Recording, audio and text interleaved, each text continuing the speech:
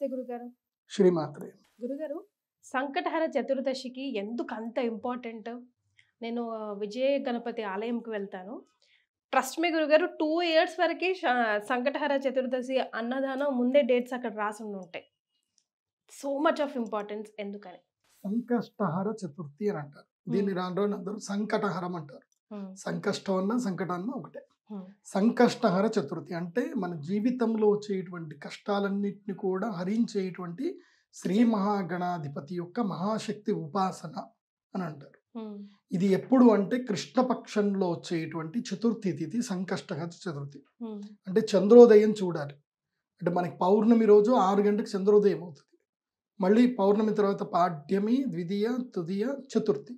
ఆ రోజు చంద్రోదయం ఎన్ని గంటలకు అవుతుందంటే 8:30, 8:59, 8 నుంచి 9 మధ్యలోనే చంద్రోదయం అవుతుంది. సంకష్టహర చతుర్థి అంటే ఏంటంటే ఇది ఉపవాస దీక్షలు పాటిస్తారు. రోజంతా కూడా ఉదయాన్నే లేచి స్నానము సంకల్పం చేసుకొని గరికను సంగ్రహించడానికి వెళతారు. గరికను సంగ్రహించుకొని ఈ రోజంతా కూడా ఓం గం గణపతయే నమః, ఓం గం గణపతయే నమః అనే దివ్యమంత్రం చదువుతూ ఈ రోజు ఏం చేయాలంటే విశేషంగా ఉండ్రాళ్ళు సేకరించాలి. అంటే మనం పూరీలు చేసుకుంటాం కదా, సో గోధుమ పిండితోటి పూరి చపాతీలాగా చేసి అందులోపల ఒక పదార్థాన్ని తయారు చేసుకోవాలి. కొబ్బరికి సంబంధించి గరిజలు చేసుకుంటారు కదా. సో ఏంటంటే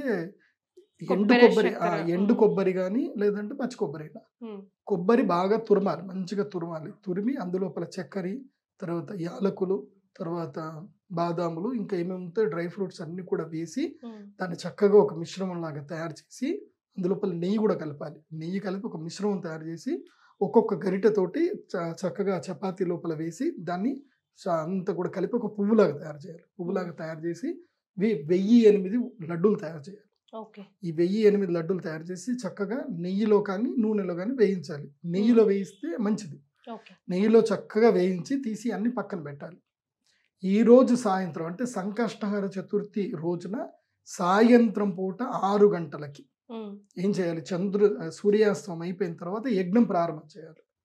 ప్రారంభం చేసి అంటే 5 గంటల నుంచి సంకల్పము పూజ అంతా రెడీ అయిపోతుంది. కరెక్ట్గా సూర్యాస్తమం అయిపోగానే యజ్ఞం ప్రారంభం అవుతుంది. గోధూళి వేళ అంటారు, దివ్య ముహూర్తం అది. ఆ గోధూళి వేళల్లో యజ్ఞం ప్రారంభం చేసి గణపతి అథర్వ శీర్షం చదువుతూ లక్ష్మీ గణపతి మంత్రం చదువుతూ 1008 సార్లు లక్ష్మీ గణపతి మంత్రాన్ని చదువుతూ ఈ యొక్క ఒక్కొక్క స్వాహాకారానికి ఒక్కొక్క లడ్డు వేయాలి యజ్ఞం లోపల. గణపతి అంటేనే అథర్వుడు, అథర్వుడు అంటేనే ఈయన అగ్నిస్వరూపుడు గణపతి. కాబట్టి గణపతికి అగ్నిస్వరూపం లోపల 1000 లడ్డులు నివేదన చేయాలి. సంకష్టహర చతుర్థి రోజున ఈ యాగం చేయాలి. ఈ యాగం చేసిన తర్వాత గణపతికి గరిక కూడా నివేదన చేసి పూజ చేసి షోడశోపచార పూజ చేసి నైవేద్యం అంతా కూడా అగ్నికి నైవేద్యం పెట్టాలి. అంటే గణపతికి ఎప్పుడు డైరెక్ట్గా నైవేద్యం పెట్టడానికి అధికారం లేదు, అగ్నికి నైవేద్యం పెట్టాలి. అగ్నికి నైవేద్యం పెట్టిన తర్వాత చంద్ర దర్శనం చేసుకోవాలి. చంద్ర దర్శనం చేసుకున్న తర్వాత భోజనం చేయాలి. ఇది సంకష్టహర చతుర్థి. వీళ్ళిద్దరు ఎనిమీస్ కదా గురుగారు? ఎవరు? గణపతి, చంద్రుడు. అదే కదా సంకష్టహర చతుర్థి రోజు ఎందుకు చేసుకోవాలంటే కేవలం వినాయక చవితి తప్ప మిగతా అన్ని చవితుల్లోనూ నన్ను చూసినటువంటి వారికి అంటే చంద్రుడు గణపతిని వేడుకుంటాడు, ఏమయ్యా నాకు శాపం పెట్టేస్తావు కదా ఏంటి అంటే అప్పుడు వినాయకుడు అనుగ్రహిస్తాడు. ఒక్క వినాయక చవితి రోజు తప్పున ఎవరైతే వినాయక చవితి రోజున నిన్ను చూస్తారో వాళ్ళు సంకష్టహర చతుర్థి వ్రతం చేస్తూ నీ ఆగమం గురించి ఎవరైతే వేచి చూసి ఎవరైతే కనుక కృష్ణపక్ష చతుర్థి రోజున నన్ను దర్శించి ఎవరైతే భోజనం చేస్తారో వాళ్ళకి సంకష్టములని నేను హరిస్తాను అని వరం ఇస్తాడు. అందుకే సంకష్టహర చతుర్థి రోజున భోజనాలు ఎవరు పొద్దునప్పుడు చేయరు. అన్నదానం అంతా కూడా రాత్రి జరుగుతాయి. అక్కడ రాత్రి అన్నదానాలు జరుగుతాయి. సంకష్టహర చతుర్థి ఈ వ్రతం చేస్తారు, సహస్రమోదక పూజ చేస్తారు.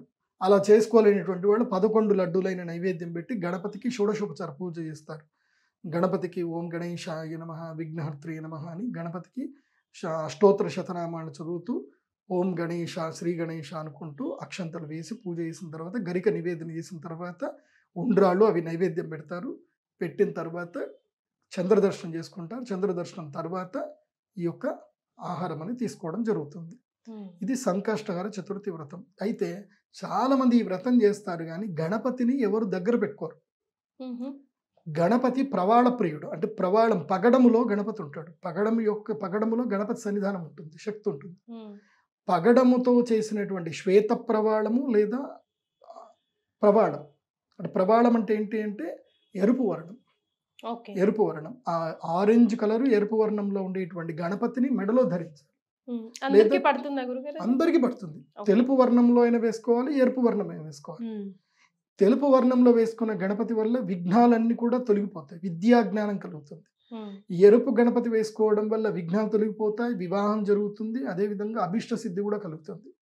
కాబట్టి ఏదైనా సరే ప్రవాళ గణపతులు శ్వేత ప్రవాళము తర్వాత ఆరుద్ర ప్రవాళం అని 2 ఉంటాయి. ఈ రెండిట్లో ఏ గణపతి వేసుకున్నా సరే. ఇంకోటి ఉంటుంది హరిద్రా గణపతి ఉంటుంది, పసుపు గణపతి ఉంటుంది. పసుపు గణపతి అంటే పసుపు కొమ్ముతో చేసుకునే గణపతి ఉంటుంది, చేయించుకోవాలి పసుపు కొమ్ముతో. హరిద్రా గణపతి ఉంటుంది. అలా హరిద్రా గణపతి కూడా మెడలో వేసుకునేటువంటి వాళ్ళకి అనారోగ్య సమస్యలు ఉంటాయి కదా, వాళ్ళు హరిద్రా గణపతిని మెడలో వేసుకోవాలి. విద్య రావట్లేదు, విదేశాలకు వెళ్దాం అనుకుంటున్నారు, వాళ్ళు ఏం చేయాలి అని అంటే పచ్చల గణపతి ఉంటుంది, అంటే గ్రీన్ కలర్లో గణపతి ఉంటుంది. ఆ గణపతి వేసుకుంటే విద్యా యోగానికి, విదేశ యోగానికి, ప్రభుత్వ ఉద్యోగానికి బాగా ఉపయోగపడుతుంది. సో ఇలా 4 వర్ణాల్లో గణపతి దొరుకుతాడు మనకి. ఆ గణపతిని అనునిత్యము ఓం గం గణపతయే నమః అని ఉదయాన్నే లేచి పూజ చేసుకోవాలి. ప్రతి సంకష్టహర చతుర్థి రోజున గణపతి గుడికి వెళ్ళి 108 ప్రదక్షిణలు చేస్తే ఇక అంతకు మించిన గొప్ప అదృష్టం కూడా దొరకదు. కానీ నేను ఈ వీడియో చూసే వాళ్ళందరికీ ఒకటే చెప్తాను, ఏదైనా ఒక తత్వాన్ని పట్టుకోండి, ఒకే తత్వాన్ని గట్టిగా పట్టుకోండి. ఇవాళ నేను గణపతి గుడికి వెళ్ళండి, చాలామంది నాకు ఇది కన్ఫ్యూజన్లో అడుగుతూ ఉంటారు, నేను ప్రతిరోజు గుడికి వెళ్తానండి అని అంటారు. ఒరే ప్రతిరోజు గుడికి ఎందుకురా, నువ్వు ఏ దైవాన్ని నమ్ముకున్నావు, ఇప్పుడు గణపతిని నమ్ముకున్నావు, మంగళవారం కానీ బుధవారం కానీ గుడికి వెళ్ళు, ప్రదక్షిణ చేయి, అంతే. ఇంకా గణపతిని పట్టుకున్నావు అంటే గణపతినే పట్టుకో, లేదా వెంకటేశ్వరం పట్టుకున్నావు అనుకో, శనివారం రోజు వెళ్ళి వెంకటేశ్వరం గుడి చుట్టూ తిరుగు. అమ్మవారిని పట్టుకున్నావా, శుక్రవారము లేదా మంగళవారం ఏదైనా ఒక రోజు వెళ్ళి అమ్మవారి గుడి ప్రదక్షిణ చేయి. కానీ రోజు మంత్రానుష్ఠానం, రోజున ఇంట్లో కూర్చొని ఒక 5 నిమిషాల పాటు మంత్ర జపం చేయి, మూల మంత్ర జపాలు గురువు దగ్గర నుంచి. గ్రహణము రోజున ఏదైనా మంచి సమయంలో గురుపదేశం తీసుకోవాలి, తీసుకొని జపం చేసుకుంటే మంచి జరుగుతుంది. సో ఇది చేస్తే సంకష్టహర చతుర్థి చేయడం వల్ల సంకష్టములని హరిస్తాయి. ఎందుకోసమంటే నేను చాలా కుటుంబాలు చూశాను, మాకు తెలిసిన మా అన్నయ్య గారు ఉంటారు, మా బాబాయ్ ఉంటాడు చక్రి అని, మా బాబాయ్ వాళ్ళ అన్నయ్యకి ఆల్మోస్ట్ హాస్పిటల్లో పడిపోయారు, ఇంకా చనిపోతారు అని అనుకున్నారు. వాళ్ళ ఆవిడ నేను సంకష్టహర చతుర్థి చేస్తానని చెప్పి దీక్ష తీసుకుంది. హాస్పిటల్లో డెత్ బెడ్ నుంచి బయటకు వచ్చాడు, ఇప్పటికీ ఆరోగ్యంగా ఉన్నాడు ఆయన. వాళ్ళ వంశంలో ఇప్పటికీ వాళ్ళు సంకష్ట చతుర్థి ఇప్పటికీ వదిలిపెట్టలేదు, ఇంకా చేస్తూనే ఉన్నారు వాళ్ళు. ఎందుకోసం అంటే ఆ సంకల్పం వల్ల వాళ్ళకి ఆయన చనిపోయేటాన్ని బతికినాడు. ఇంకా డాక్టర్లు అన్నారు ఇంకా వెంటిలేటర్ పెట్టేస్తే ఇంకా అయిపోయిందని అంటారు. ఆమె దండం పెట్టుకుంది అంతే. మా నాన్నగారు వెళ్ళినప్పుడు చెప్పారు సంకష్ట చతుర్థి చెయ్యి, ఏం కాదు, నీ మూడు బతుకుతాడు, బతికాడు. అది అదృష్టవంతులు. Right, thank you so much గురువు గారు. నమస్తే. శ్రీమాత. సుమన్ టీవీలో మీ పర్సనల్ అండ్ బిజినెస్ ప్రమోషన్స్ కోసం కింది నెంబర్కి కాంటాక్ట్ చేయండి.